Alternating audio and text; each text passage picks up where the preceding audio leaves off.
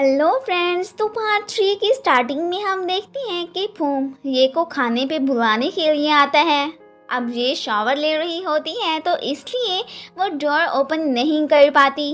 फूम समझता है कि कहीं इसने स्ट्रेस के मारे खुदकुशी तो नहीं कर ली। सो वो अब परेशान होकर जल्दी से डोर ओपन करके रूम में चला जाता है। ये अभी नहाकर बाहर निकली ही होती है कि सामने फूम को बैठे देखकर गुस्सा हो जाती है कि इसकी हिम्मत भी कैसे हुई बिना इजाज़त के मेरे रूम में घुसने की। वो फिर अब इसे बताता है कि मैं तो जस्ट ग्रैंडमा के कहने पर ही तुम्हें बुलाने आया था। आगे से तुमने डोर ओपन नहीं किया, सो मैं ही दरवाज़ा खोलकर फिर अंदर आ गया। ये तो अब उसे पिल्लों से मारकर वहाँ से भगा देती है। फूम तो इसे तंग आकर डुएन को कॉल करता है एंड जल्दी उसे इंग्लैंड से वापस आने को कह देता है। बट डुएन भी अपनी ज़िद की पक्की थी। वो तो फिर अपनी स्टडी कंप्लीट किए बिना वापस नहीं आने वाली थी। इस बात से फिर फूम सैड हो जाता है। दूसरी तरफ फाहा की फैमिली ने अब फू की फैमिली को लूटने का फुल प्लान बना लिया होता है। खाने की टेबल पर ग्रैंडमा जो भी ये से क्वेश्चंस पूछती हैं वो उन्हें बड़े आराम से जवाब देती है। ग्रैंडमा तो अब इसकी पर्सनैलिटी से काफ़ी ज़्यादा इम्प्रेस होती हैं। पी प्रासिन को कॉल करके मिलने के लिए बुलवाता है क्योंकि पी ने अब इसी से मिलकर ही जे को ढूंढने का इरादा किया था।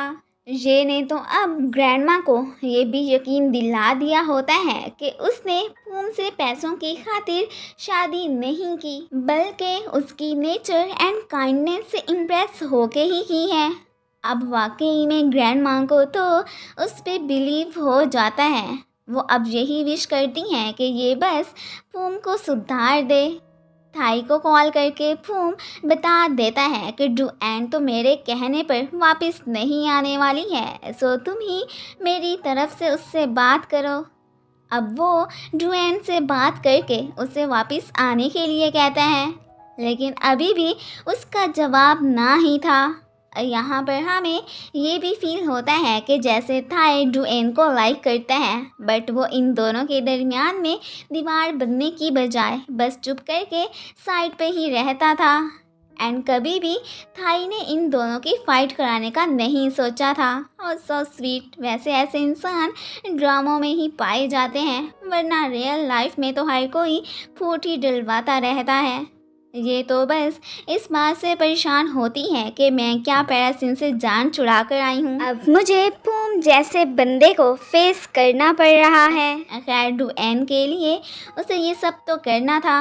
आज का खाना स्पेशल ये ही बनाती है एंड खुद जाकर फूम को जगाती भी है।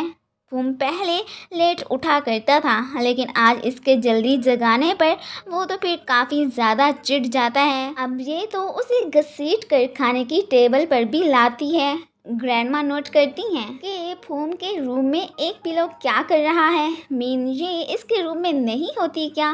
खैर फिलहाल खाने की टेबल पर वो इस सब का कोई जिक्र नहीं करती।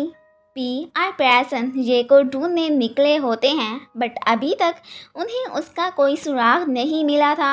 ग्रैंडमा फिर अकेले में फूम से पूछ ही लेती हैं कि क्या ये सेपरेट रूम में सोती हैं, क्योंकि तुम्हारे रूम में एक ही पिलो पड़ा था। अब फिर इस बात से फूम काफ़ी परेशान हो जाता है एंड ग्रैंडमा को तो वो ये कहकर बहला लेता है कि एक्चुअली में उसकी नेक में पेन होती है, तो इसलिए वो तकिया यूज़ नहीं करती। खैर फिर इस लॉजिक से ग्रैंडमा को शक भी नहीं होता। अब फिर फूम ये के पास आया होता है एंड लड़ाई से हट के वो ये को इस सब का बता देता है जो उसने ग्रैंडमा को बताया था। ये तो उस पर भड़क जाती है कि तुम्हें ग्रैंडमा को मेरी इलनेस का बताने की क्या ज़रूरत थी। खैर जो भी था, उन्हें अब अपने फेक रिलेशन का ग्रैंडमा को पता नहीं चलने देना था। सो वो अब बिना फाइट के एक दूसरे को समझने का ही फैसला करते हैं एंड साथ में फ्रेंडशिप भी कर लेते हैं।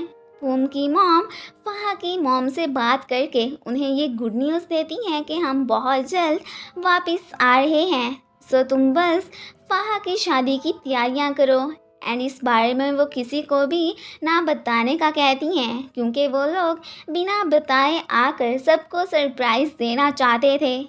फाह की फैमिली तो इस बात से खुश हो जाती है। ग्रैंडमा ने तो अपने दिल से ये को एक्सेप्ट कर लिया था एंड वो अब इन दोनों की वेडिंग सेरेमनी कराने का डिसाइड करती हैं। और जब अपने इस आइडिया के बारे में वो ये और फूम को बताती हैं तो उन्हें भी फिर मजबूरी में उनकी बात पे एग्री करना पड़ता है। ये तो नहीं चाहती थी कि ग्रैंडमा ऐसा करें बट अब फूम खुद भी तो कुछ नहीं कर सकता था। उन्हें बस ग्रैंडमा को खुश करना था। ग्रैंडमा ने अपने सारे सर्वेंट्स को बता दिया होता है कि हम ये और फूम की वेडिंग करवा रहे हैं। इस बात का अभी किसी को भी पता नहीं चलना चाहिए, इवन के मेरे अपने बेटे और बहू को भी नहीं।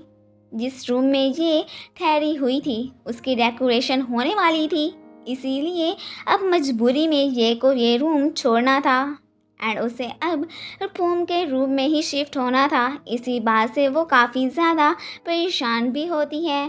फूम ने अपनी वेडिंग सेरेमनी का थाई को बता दिया होता है। फिलहाल ये लोग इस बात के बारे में डू एन से छुपाने का ही डिसाइड करते हैं कि बाद में जब उसे पता चलेगा तो फिर हम बात को संभाल ही लेंगे। फूम को परेशान देकर थाई उसे फिर तसल्ली देता है। ये अपना स्टफ़ लेकर अब फूम के रूम में आ चुकी होती है। फा की फैमिली ने पहली दफ़ा फूम की फ़ोटो देखी थी।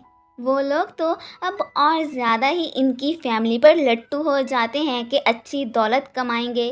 वैसे लड़का भी सुंदर है तो ये कोई घाटे का सौदा नहीं होगा।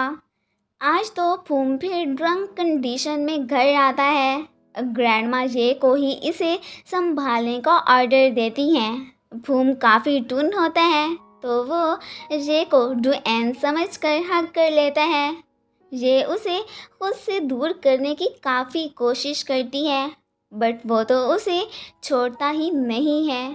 नेक्स्ट डे ये को पता चलता है कि फूम काफ़ी इल है एंड वो इस बारे में ग्रैंडमा को भी बता देती है। वो भी फिर इसके लिए फ़िक्रमंद हो जाती हैं एंड इसे देखने रूम में जाती हैं। हालांकि फूम अब मेडिसिन वगैरह लेने से काफ़ी ज़्यादा बेहतर हो गया था, लेकिन ये को तंग करने के लिए वो जानबूझकर बीमार होने का नाटक करने लगता है एंड उससे अपने काम भी करवा लेता है। इस बात से ये तो काफ़ी ज़्यादा चिढ़ जाती है, लेकिन वो फिर उसे कुछ कह भी तो नहीं सकती थी। एंड फिर इसी के साथ ही ये पार्ट ख़त्म हो जाता है। Thanks for watching and guys, अगर आप लोगों को मेरी वीडियो अच्छी लगती है तो प्लीज़ इसे लाइक भी कर दिया करें। Thank you.